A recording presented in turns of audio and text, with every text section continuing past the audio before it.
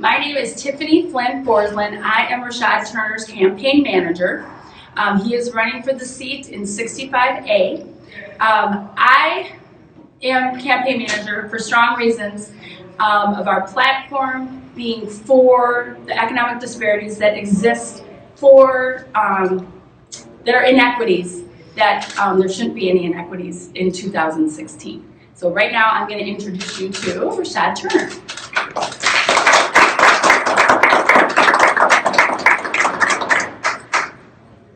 I want to thank everybody for being here, taking the time out of your day. I want to thank God, my family, and my campaign team here, who's been great, very supportive, very hardworking.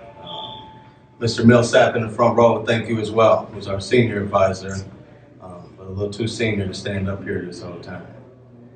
In order to make our time efficient today and not waste time like the typical politicians do, and get a couple of my friends to their birthday party celebrations, I'll do us all a favor and get straight to the point. As the disparities in 65A continue to grow, it's very necessary that we as a community are ever mindful and very vigilant individuals. We have to pay attention to politicians who promise us every year that they're going to eliminate these disparities and give us all a little bit more hope than what we currently have. At the end of this disappointing session last night, we can all see that that hope is a little bit further away and ineffective politicians are leading us astray. 6 years ago, we heard promises of social, economic, and racial justice. I think we can agree that those sound great in principle, but as we look around, we can see that we still have our communities who are continuing to struggle from these disparities. It's easy to tell that those promises were not kept. When you look at the poverty rates throughout the district and across the state, you will see that there are plenty more people in 2016 living in poverty than there was in 2010. While our elected officials continue to disregard their struggles and instead spend millions of dollars on stadiums, which somehow always seem to find their way to the most impoverished parts of the city, imagine what could be done with $18 million, like the $18 million that is going into the new MLS stadium. Now, I'm no mathematician, but I think it's safe to assume that a lot of the disparities in the city and state could be eliminated with $18 million. Another one of the promises we heard 6 years ago was that there would be more jobs in our community, fair paying jobs. Sounds like something that would help our mothers and fathers provide for their families and eliminate their own struggles. 6 years later, our communities are still waiting for those jobs. Our communities are still waiting for that promise to be fulfilled. The unemployment rate for people of color and low-income people has gotten worse since 2010. The sad thing is that these economic opportunities that we've been promised are actually right in front of our face. They're making our way into the community, but people in our community continue to be robbed of these opportunities, making it hard to truly break down the barriers that keep so many of us down. These economic opportunities are the kind of support that would strengthen our families, our schools, and our communities as a whole. And we can't continue to follow the misleadership and let ourselves continue to be robbed of these opportunities that are guaranteed by Section 3 of the HUD Act of 1968. As part of it reads, it is the policy of the Congress and the purpose of this section to ensure that the employment and other economic development opportunities generated by federal financial assistance for housing and community development programs shall, to the greatest extent feasible, be directed towards low and very low-income persons, particularly those who are recipients of government assistance for housing. Now, I want you all to take a moment to think about all of the new developments that have been built around the city over the past 6 years. The Rondo Library and apartments, the new shops and housing on Dale and University, the $13.5 million Frogtown Square Kings Crossing development, the $12.9 million renovation project, and the $35 million Westside Flats apartments.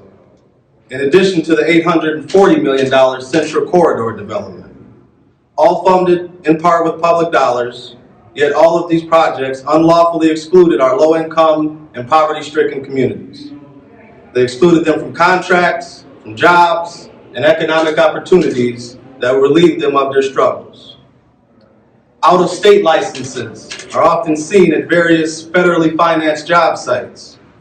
Contractors and businesses are effectively saying that the people of District 65A are not good enough or competent enough to participate on these types of federal projects. We have plenty of men, women, and youth in our community who are literally dying from the lack of economic opportunity.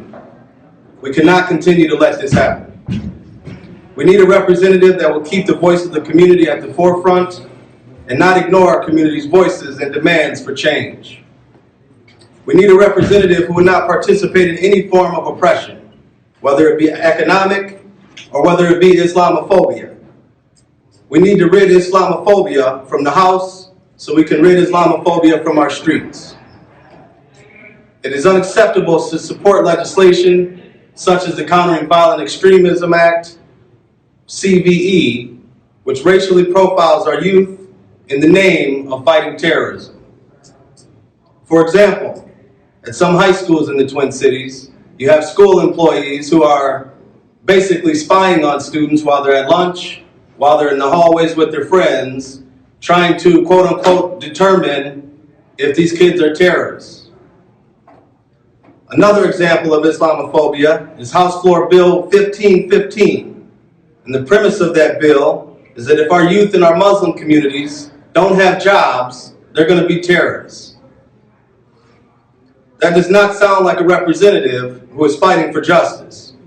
Definitely not social justice. For almost 6 years, Representative Moran has yielded next to no results for our communities, and we deserve better. She doesn't even have an agenda that she's attempted to fight for. Instead, she has gone with the status quo, with business as usual, and that's unacceptable. She's tagged along with a group of politicians who think it's okay and better that the rich get rich while the poor continue to get poor. Rena let us down.